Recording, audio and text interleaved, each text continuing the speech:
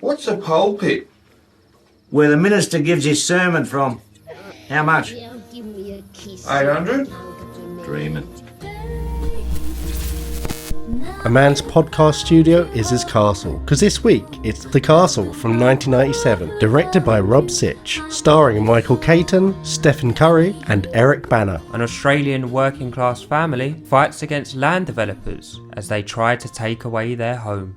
My dad's quite interested in our podcast and he always gives suggestions for us to review, and he kept banging on about this film called The Castle, and I'd never heard of it. When he explained the plot, I thought, doesn't that just sound like a Australian local hero? So I wasn't too interested in it. But when I actually got to watch it, I was blown away by it. You know, it resonated with me because I've got my own little small home now, and here's the little office at the bottom of my garden, which has become our podcast studio / work from home office. It's absolutely blitz right now in London, so that's why we're wrapped up tight. Your dad's recommendations are always spot on, so I'm always game for them. Our family lives at 3 Highview Crescent, Coolaroo.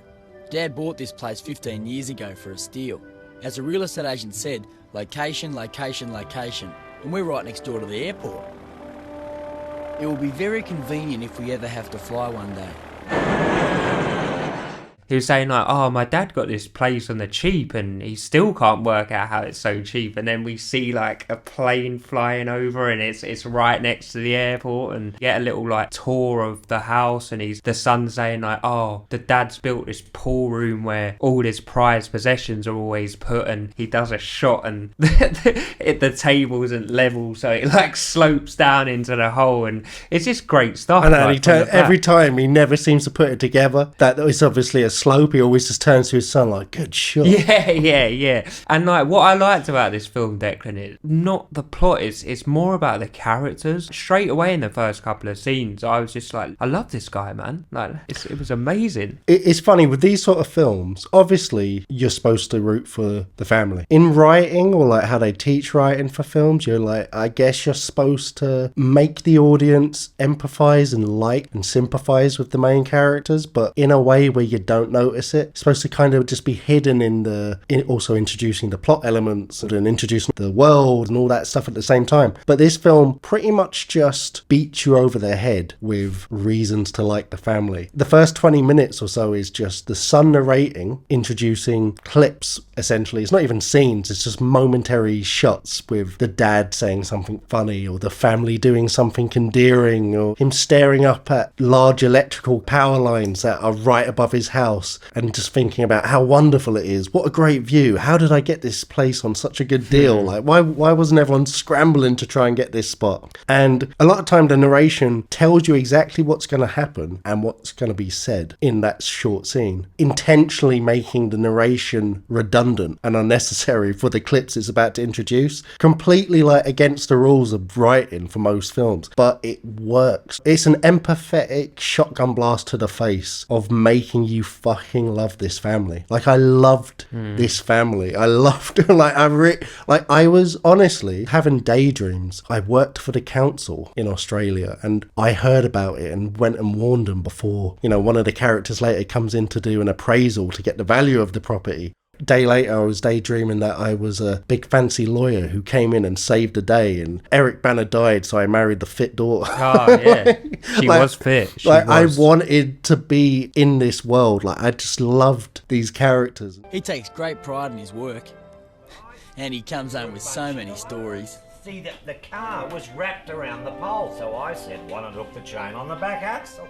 It's played in a way where they're not meant to be dumb, they're meant to be simple people. It's a common character profile in comedies where you just have someone who's basically mentally retarded, essentially, without saying it, and you just play it like that. It's a hard line to walk without it just becoming stupid, but it never treads over that line. It always feels no, this is a real family. I believe this is a real family. I've met people like this. I like people like this. They're just kind of like that good, wholesome knuckleheads, wise in a kind of old school, simple life kind of way. And like he says, he has everything. What else does he need? He's got his family, he's got his castle. Going back to your point, I don't think they are simple. Like, he's got a boat and shit, and we find out later he's got a holiday home in the boondocks, which he loves because it's serenity.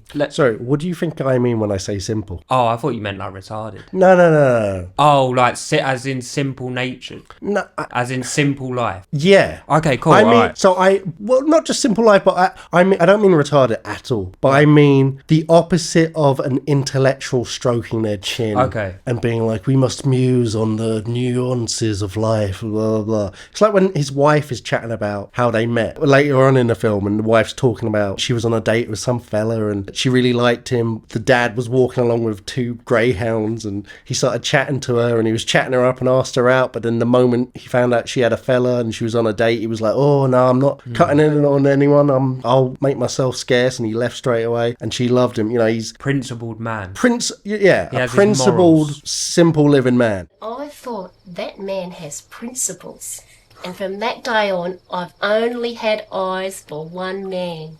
Hook, line and sinker.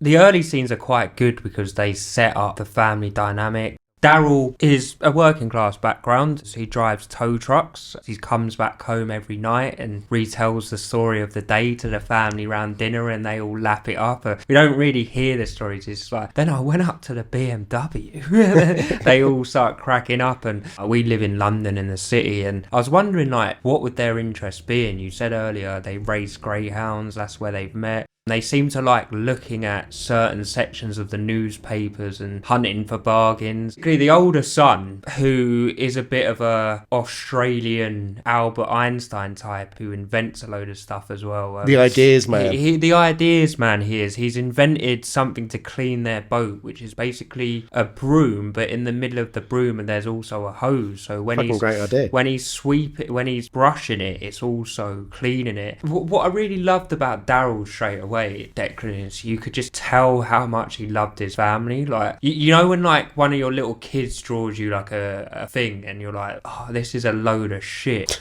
Oh my god. No. Do you know what I mean? Like, it's a bunch of scribbles, but you're like, oh, I'm gonna put it on the fridge still though. It's like my niece drew me something and I was like, I like this, because it's my niece. But you know what's weird? Do you see it and think, this is a load of shit, but I love my niece? Because when my niece or nephew do me something, even if it's a load of shit, I remember my niece made me this weird birthday present that honestly, it looked like something a serial killer would send a letter. When they've cut out clips of a magazine to put the letters so you can't trace their writing and all that. It was like a cat head cut out of a magazine put onto this, and then princess sticker stuck on here, and then glitter here, and then bad handwriting trying to spell my name. But I was like, this is fucking great. My love for her actually warped my perception of what I should have thought of this, where I was like, this should look like just nonsense, but I fucking love it. Imagine if his son took the broom hose to fucking whatever Australia's version of Dragon's Den is and was like, it's a broom but it's a hose. They were like, no, we're not interested in it. And he's just like using it and he's like, my son, he's so good at ideas. He's just blinded by the love of his family, and that's such a really cool trait. Dad calls him the ideas man. He has lots of ideas. It's a motorcycle helmet with a built-in brake light. You are an ideas man. Every time they eat dinner, he has his certain principles. I got a lot of resonance from this film. My dad's exactly the same. We spend most of our time, like anyone does, Declan, watching TV and movies and shit. But when we eat, we were not allowed to watch TV. That has to be our specific talking family time. And they do a specific bit in that about the film where he's like, Dad always says we have to eat with the TV. The TV's on, but there's no sound. And as soon as the dinner finishes, they put it back on. It's 7:30 and he loves a specific show and he's like really cracking up. And I love the fact that his wife, she'll just give him ice cream and he'll be like, what'd you do? What's this? And she'll be like, oh, that's just ice cream. He's like, yeah, but where did you get it from? And she's like, just the fridge and the pot. And he's like, oh really? But it's what you do with it. And I just love he's like, what's this? Chicken. Yeah. Well, what's this on it? Seasoning. Yeah. Fucking fantastic. He just it's gonna sound sound weird, but for a film, I just really sensed his gratitude for like everything. Later on that scene you talked about when he was showing the appraiser around and he was like, see that chimney? Fake. As a federal authority, has the right to purchase property compulsory. You just can't walk in and steal our home. You will be compensated. I don't want to be compensated. You can't buy what I've got. Obviously, this film's based on the saying, a man's home is his castle, the British saying. He's just so grateful for the small things in life, and watching a film like this compared to like big Hollywood blockbusters, it just kind of makes you think about your life. Do you know what? I live a good life. I should be more grateful. I should be more like Daryl. Do you know what I mean? He's kind of like philosophically the perfect man in certain ways, in the sense of he is a family man that puts others first, has relentless positivity, not toxic positivity, to the point where, you know, he's not sitting there being like, everything's fine while shit's falling apart. You know, when they start getting rejections and think they're really going to lose the house towards the end of the film, he kind of becomes depressed and solemn, but that's coming because he's blaming himself. He thinks he's let everyone down. He's constantly seeing the potential or the best in other people and believing in everyone around him. Gives everyone time of day and respect. And that turns out to be what saves them in the end. Genuinely leads the house, not from a position of force, not from a position of being a dictator. He'll make the decision and he'll go with it and he'll be like, this is what we're going to do, and he'll find a way to get it done, and everyone falls into his orbit naturally because they trust him to do what he's going to do, and he's got a genuine zest for life. A lot of the film is just him sitting around looking at things like power lines that are over his house that should piss someone off, or looking at the airport. He doesn't see a piece of land and think, fuck, it's right next to the airport, that's terrible. He sees it and thinks, if we ever do fly anywhere someday, we'll be right next to the airport. That's great. Even though they never have flown anywhere. And they actually do that when they go and meet his daughter and Eric Bana when they come back from Thailand. Oh, from their honeymoon. And all they do is like, even the narration says, the good thing about being so close to the airport, we can just walk there, and they're walking down like a dual carriageway. Like when Eric Bana and the eldest daughter get back, the furthest they've been is like Cairns or Surfers. I'm just naming names in Australia now. So they've never left the country, and the whole family sitting in the living room, hanging on their every word, like looking at them open mouth. One of the sons, reminded me of Us when he was like, "What films did they show?" Like, and she was naming them. I was like, "Was that before Jumanji?" Like, and I just love that. Like, they're just so intrigued by just anything in life. When you grow up in a big city like London, I feel like because you're smack bang in the middle of a capital, you lose the intrigue in a way. I don't know if that's just in a city. Maybe it's worse. I think that's growing up in general. But that's another thing as well, like, because the dad, he's mature in all the ways you need to be in order to have the responsibilities of an adult, especially an adult that has a large family and a large family that's potentially going to lose their home. But he still has that childlike wonder and curiosity, which is probably the worst thing you lose from childhood. 100%. Obviously, living near to an airport, developers are always going to be there. They're always looking for land, and you know, when they do come along and they send the letters, obviously he's worried, and their idyllic life isn't 100% idyllic, because we find out that their eldest son Wayne, I should check. No, it is Wayne, you're right. Oldest son Wayne has been sent to prison 8 years for robbing a petrol station, and there's a scene later on where Daryl's at the holiday home in the boondocks, which is basically like a swamp, but he loves it because he can go around in his speedboat and fish and stuff. By the way, these things have become like actual big sayings in Australia after this film. It's the serenity, mate. Like, literally. So much serenity. Yeah, it's like, and they're sitting there and like there's a electric flycatcher behind. You go, not a noise in the world. And they haven't got a place like this in Bangkok. How's the serenity? Not a sound. Fair play to whoever was the sound guy as well in this film, which I'm guessing was probably just a director because this was so low budget, but they found the most obnoxious sound effect for that fly zapper going off in the background. So he's been put in prison, and there's a specific scene when they're in the boondocks when Daryl's talking to his wife, who's also lovely, by the way. Obviously he misses his son who's not there, and he's going to be upset about the house being taken away because it's definitely on his wall. He's told me that already, and you know, did I fail him as as a father. You know, imagine if your son was in prison and no actions of your own. He's not going to discuss with you. He's not going to come up to you, Declan, and be like, Dad, I think I'm going to rob a petrol station. Because 9 out of 10 dads would be like, no, that's not a good idea. I'll give you money. And he's kind of feeling guilty about it, saying, is it something he didn't do, like bringing up his son? And I like the fact that it's not 100% idyllic, because every family has their faults, you know what I mean? I like the fact that for someone that didn't have a lot of screen time, he might have had 30 lines of dialogue, and I think all but 2 of them were just repeating what the last person said to him. We lost. Lost? Did Dad do his nut? No, he's gone real quiet. Quiet? I think he thinks he's let everyone down. Let us down? This film is fucking hilarious, by the way. It is as well. That should be... This isn't like it sounds downbeat. A heartfelt drama where the family are down and out and they're fighting. This film is fucking hilarious. It moves quickly as well, like especially the first half an hour. It nearly feels more like a sketch comedy. One of the notes I made actually when I was watching it in the first 20 minutes was it reminded me of Airplane. Not in tone, not in style, not in how it's funny. But if you didn't laugh at the last gag, don't worry, because one's coming in about 5 seconds. Yeah. But they're not actual jokes, ha-ha jokes or like slapstick jokes like in Airplane. They're just like the characters being funny themselves. Nearly every line is hilarious in this film. You know, there's the term, this is a quintessentially British film. Like, I don't know, Notting Hill, 4 Deaths and a Funeral, or whatever it's called. Like, all those Love Actually. Nil by now. Yeah, no.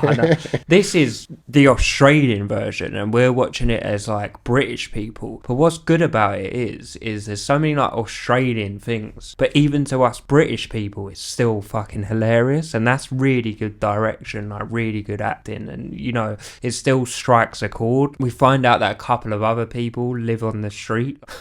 For some reason, we've got a Bosnian neighbour who always wears fishing overalls. Yeah. And he, like, turns up. Kind of looks like Super Mario. Yeah, he does, yeah. He's like, without the hat. Yeah. He's like, Mr. Kerrigan, I got letter as well. There's another old geezer who lives down the road called Joe or something, who lives by himself. And, you know, this is where we see how good of a guy, kind neighbour who checks up on him and he sprints across. And it's a very sad scene because Joe's like, they're going to take away my home. He decides, yes, they've offered me money, but I don't want the money. I've got everything here, as you said earlier, that I want. I'm going to fight this. And then we see an hilarious scene where he goes to the court and kind of represents himself, and the only support he has is his Bosnian neighbour in the back with, like, still wearing the fishing overalls in the court, and they're like, but Mr. Kerrigan, Daryl, what is your defence? And he's like, well, my defence is you just can't do this, like, and then It's like, it's my bloody home. yeah and then what I liked about that, Declan, is to him it's the law of, but that's a man's home, and, like, to him in his world you can't just be taking away homes like that. It doesn't matter if it's $1 billion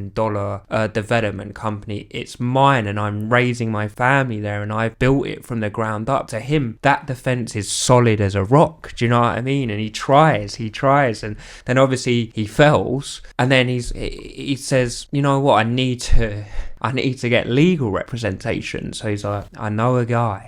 I love this shot. It's like him walking down the street with, like, some really, like, corny music playing, like, I'm the man from the street. Like, and then it pans to the lawyer's office and it's a little window above a pharmacy. And then he goes in and goes, can you represent me? And he's saying, no, I don't. It's not my speciality in law. I'm not qualified to do that. I'm petty theft and petty cases.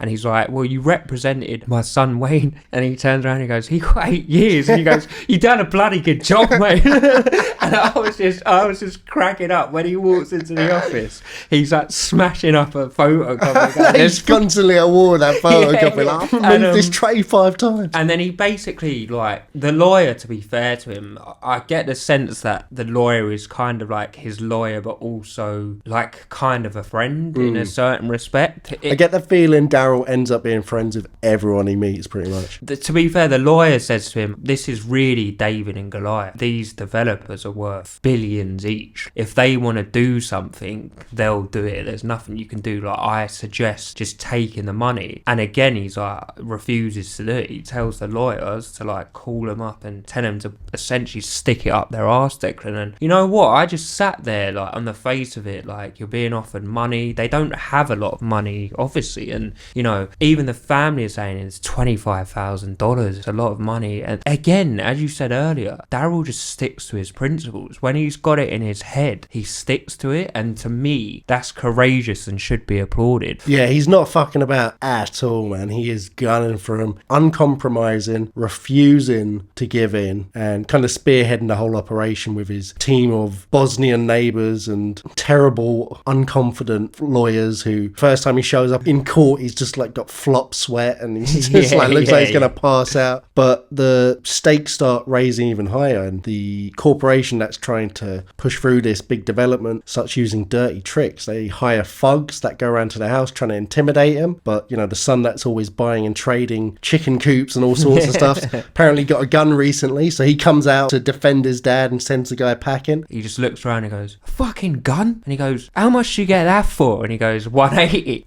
And he goes, how much was it originally? And he's like, 250. He's like, bloody good job. Get rid of it. Should have told him he was dreaming. And then, yeah. And what'd you pay for it?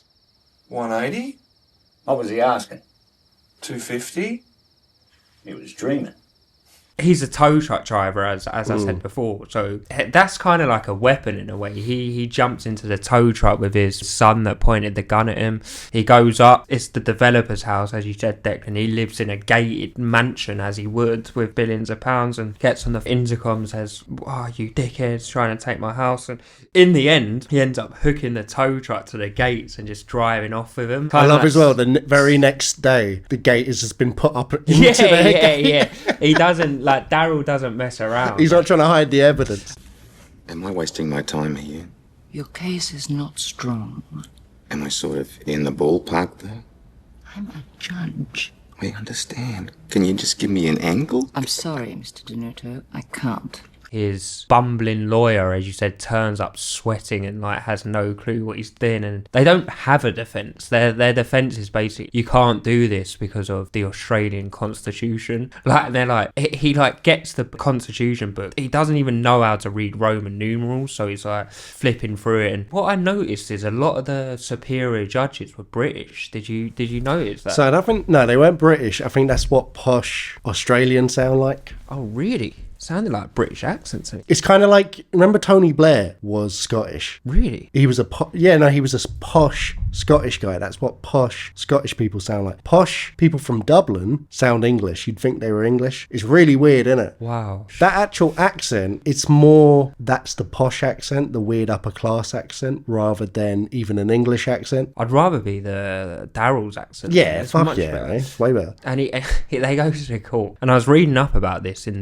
there's an article in The Guardian, Australia actually. The castle had hit 25 years and they went back to look at it, and there has been actual cases after this where someone sued someone from defamation. Yeah, defamation. And one of the lawyers in the case got called the dentist from the castle from Ipswich because they reminded. Yeah. It was quite interesting reading the articles. They talk about the Mabo case. He looks at the Constitution. He's like, well, page 52. The judge takes it and goes, trademarks. And he goes, exactly. It's the whole thing. It's the whole vibe of the Constitution. And it's kind of like that vibe thing, you know, has actually been quoted again in real life court cases in Australia, because this film has such reach in popular culture in Australia. They've actually like said, oh, it's the vibe of it. And then like everyone in the court started laughing because it's the castle. And he has no defence. Everyone involved in the case is on Daryl's side apart from the developers. Even when the shoddy lawyer, his lawyer, goes up to the judge and was like,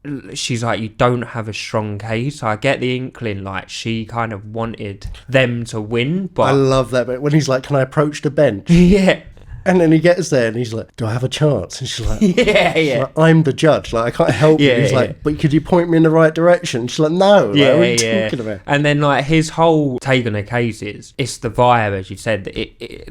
It's just wrong. Like, everyone knows it's wrong, but you can't go to court with just, it's wrong, you can't be doing this. You do need substantial evidence to back yourself up, you know. The judge is deciding what she's going to do, and Daryl, as usual, is 100% confident. He's, waiting outside, kind of killing time, chit-chatting with random people, and he starts chit-chatting with this random old boy. And he's like, oh, what are you in for? And he says, oh, no, I'm just here to watch my son. He's a barrister, but it's his first job. And he's like, oh, you must be so proud. He starts showing off about his daughter, who's also qualified as a hairdresser, and how proud he was the day she came home, and blah, blah, blah. He mentions what he's in for and the whole constitutional case. And you can tell this guy is either a constitutional lawyer. I actually thought at the time maybe he was involved with the developers of some sort. But he basically, from what he's clearly understands law, and he clearly, from what he's hearing from Daryl, understands that he is fucked. He's never heard of his lawyer as a constitutional lawyer. That's because Daryl says, oh no, he's not a constitutional lawyer, but he's just my lawyer and I trust him. I'm sure he'll do fine. It's all the same shit. He knows who he's up against, and he basically knows that he's fucked, but he really likes Daryl after meeting him. And good luck with your boy. Thanks, Daryl. I hope everything works out. Oh, yeah. I'm pretty confident. I find in favour of the respondent. Yes! It's them, Daryl. And obviously they've admitted defeat. It's kind of sad because it really hits home their lack of understanding of the Australian justice system, because at the end of the deliberations and when he's come back in from smoking, the respondents have won. Yeah. And then fist pumps. And then Daryl's like, oh, we've won, and his shoddy lawyer's looking all downhearted, and he's saying, no, it's the other bench, it's the other side, and Daryl just goes like, but we responded to them. It's funny, but it's sad at the same time, and all is lost to all intents and purposes. He's packing up the belongings in his beloved pool room, and it's sad because all his prized possessions go straight to the pool room. Like his old eldest daughter and Eric Banner's character bought him a samurai letter opener, and he he gets it and goes, I'm not even going to take this out of the wrapper. It's going straight to the fucking pool room, mate. Anyway, packing it all up, and the son runs in, the son who likes the trading post, and that's what I call him, trading post son, and says, you got a visitor. So run back upstairs, and it's the guy from earlier on, the actual QC, and he sits down and he explains to them he's a QC and the Queen's Counsel, and it's essentially the top lawyer you can be in. And from that, what would you call it, 2-minute smoke break meeting, the power of how good a guy Daryl is in that small meeting. It says, look, I've read into your case, I know that you've lost, I want to represent you free of charge. And I'm like, yes, now we're gonna fucking have it. They got he starts fucking him up in the top court. dog guy, like literally, and then it cuts to them going to the big boy court, because Daryl's saying essentially, we've lost, what more can we do? And then the QC guys like, we can take this to the highest authority, and then they end up at the highest court in Australia, and there's the other lawyer's like, I'm fucking shit. yeah. And then Daryl's like, he even brought along Dennis to be his scribe.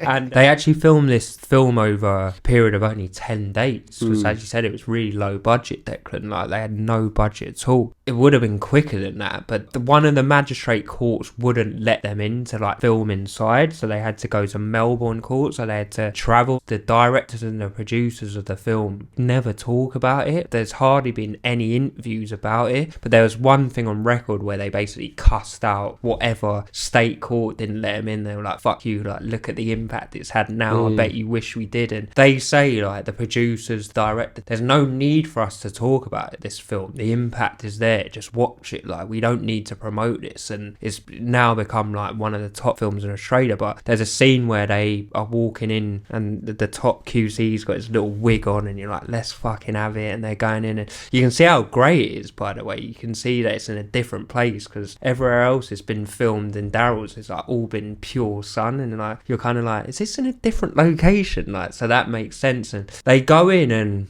as you said, Declan, I'm like, even though they got the top dog lawyer, I can still see him losing. Had your opinions changed now the QC had got on board? Did you think, was you like, they're going to win this now? I kind of still thought they might lose, but I was obviously leaning towards, okay, they've given them a logical way of not Winning. losing now. Yeah. It was brilliant in court as well, where I just loved Dennis being his little assistant lawyer, being absolutely useless. You know, the QC is in the middle of this like impassioned counter-argument, awesome, clearly rehearsed speech, which needs to be uninterrupted to have the proper impact on the judge and everyone else around. And Dennis is tugging on his shirt sleeves, showing him a note saying, do you want a glass of water? Yeah. What I like about their top QC is like he's such a kind man. Dennis has just been an annoying prick, and he's just like, okay, no, thank you. Yeah, he's so kind and like nice. They keep referencing the Mabo case, and from what I read about it, it's kind of like, you know, the Aborigines. They won a case of the right to their historic land. Would you say? I mean, I'd never heard of it before, but Daryl described it as that Abo bloke who told the government to go stuff themselves. Yeah, that's a better. And he's kind of saying like that is their whole reference. Like they even reference it in court, and it's kind of like, this is my right, and it's something that I built, and it's attached to me. It's mine. It's not just about the wooden roof or the fake chimney. It's about raising your family, and a home is memories, and a home is love, and a home is life. And you know, that's what the Aborigines land is to them. It's sacred, you know, and then people are trying to take it away from them.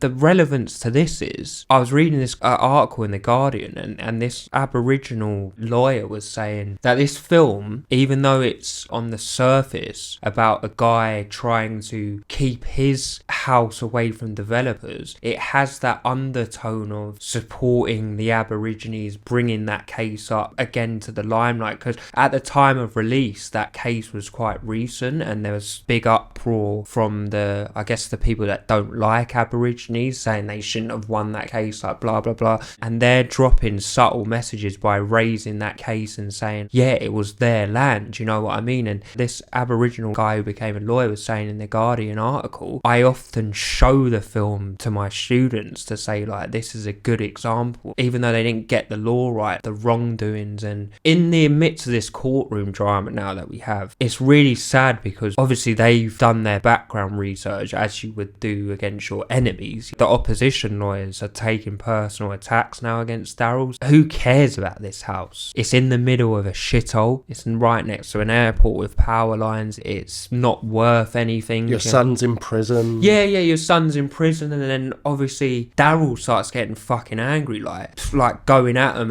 and the judge is like, right, everyone needs to take a break. He's pissed off. To be fair to the judge keeping control of it, he does say, I'd appreciate it if you don't make comments like that. It's not professional. And they go outside, and Daryl gives a really impassioned monologue about, see, this is exactly what they don't understand. A home isn't about whether you have a swimming pool, whether you have 10 cars. It's about love. It's about the memories. It's about your family. It doesn't matter what it looks like on the exterior, whether it's big, whether it's small. It's about what you make of it. I mean, it's a place for the family to turn to. But that doesn't seem to mean as much as a big fucking driveway. What's really touching about this scene is they get back in, and the QC, he repeats back what Daryl said while they're outside in this really solemn, like, windswept grey scene, and he says it to the judge. You know, this does contravene our constitution. He gives them the exact legislation. Essentially, their argument boils down to, shouldn't the little guy be able to keep his home? It's his fucking right at the end of the day, and it's a fantastic scene, man. They want to pay only for the house. But they're taking away more than that, so much more. Because a home is not built of bricks and mortar, but love, memories. You can't pay for it, and you're just shortchanging people if you try. Because I hate shit like that. Like, it's always the fucking little guys that are picked on, Declan. It's always the fucking people with money. And as Daryl says earlier, like, these people always win because no one ever bothers to stand up to them. Everyone, it just accepts defeat and they're like, oh, they're going to beat me anyway. Daryl doesn't. Do you know what I mean? And he even says in narration, like, I think Dennis even started crying. You can see, like, little tears welling up in his eyes and he's like, we won. Do you know what I mean? And I literally, like, the first time I watched it, I was watching with my dad. I'm not even being over dramatic. Kind of, like, even stood up and I was like, I fucking fist pumped into the air. I was like, come 100%. Like, man. literally, and I just loved it. And then, you know, this is the character of Daryl. Like, he's won. So what does he do? He gets everyone from the street. He gets everyone he knows around his house for a party. And it's just so joyful. The QC turns up with his son. Also, we find out that he keeps visiting and going up to the boondocks with him later, and they actually become really good friends. Yeah, he offers him to go to the boondocks, but Daryl's even saying in his narration, like, oh, I thought he just said yes to be nice because he's a nice guy. And we see shots of his beloved pool room with everything around the shelves, and there's like a picture of him in the QC holding fish, and they had been and he actually does turn up. That would have been a great ending in itself, but we get a bit of further ending when the son is now narrating, who starts at the start to say, like, he gives the classic what happens to everyone else after the film ends. Yeah, basically Wayne gets out, Dennis becomes a big time lawyer. We find out that the QC helped Daryl to get his son out, and basically when the QC had turned up to the parole board meeting, they're like, oh shit, it's this guy again, so they just grant him the parole. Wayne is now working with his father, and he suggested that we get more cars in the fleet, so their business has gone booming. They've got their own garage now with 8 different cars, Declan. Eric Banner and the daughter have a baby, and it's already started learning kickboxing like the dad, and it's like hitting a bag. One of the other sons has got back with one of his long-term ex-girlfriends and had a son, and, you know, they really are winning in life. The dad's even got a chance to finish all the renovations. He's sitting there with a beer in his hand, looking out at his house, staring up at the power lines as usual, while an airplane flies over the house about 20 feet above, and he just looks like the happiest man in the world. He's now got 2 grandkids, and we don't get to see it, Declan, but you just know he'll be such a fucking doting, great grandfather, man. Do you know what I mean? Like, I sort of change in my dad when he don't know about you with your dad. Yeah. You think they love their kids. My dad's obsessed with his grandchildren. Do you know what I mean? And my overall thoughts, I guess, I didn't actually want to fucking watch this film. You know when your dad says something to you and you're like, oh, you know, you can have a certain arrogance that you think you know better than your old man, your dad, and you're like, oh, it doesn't sound good. Like, I was putting it off, and he specifically asked for it for his birthday, so I was like, I bought it for him, and I was like, do you know what? Dad wants to watch this with me. I'll watch it, you know. It's not an easy fucking film to find, by the way. It's find it hard to stream it, and I could only get it on DVD. It's not even, I couldn't even fucking find it on Blu-ray. Really, yeah. My dad found this film in a charity shop, in like a charity shop in Palmer's Green. He got all excited, and then he bought it home. He put it in DVD. Oh, we're gonna watch it, and it didn't work. And then I checked. An Australian copy. Yes. I checked the back of it, and it wasn't. I had to explain to him we operate on PAL, because I remember that specific lesson by Mr. Martin, our film media teacher. His birthday came around, and he opened it, and he was like, "The castle," and I was like, British? Do you know what I mean? And we watched it, and it says on the DVD, recognised as Australia's favourite film. And sometimes you look at shit like that and you're like, oh, that's just corny marketing. But I fucking fully believe it. As you said, Declan, it's not a tale of misery of like people losing their house. It's fucking hysterically funny. Like, I was laughing out loud, and it's just a simple, heartwarming film, but it's so fucking well done. And like, I was just rooting for him, and Daryl is possibly one of my favourite film characters of all time, man. He's a legend, mate. I'm so grateful to have seen this film, and I'm so happy it does have a nice ending for him. 100%. I think the biggest testament to this film and how good it is and how culturally impactful it has been is the fact that the real life house where it was filmed has, for one reason or another, in the nearly 30 years since the film was made, has nearly been knocked down or demolished. demolished for a development itself, or because it's, this or that, or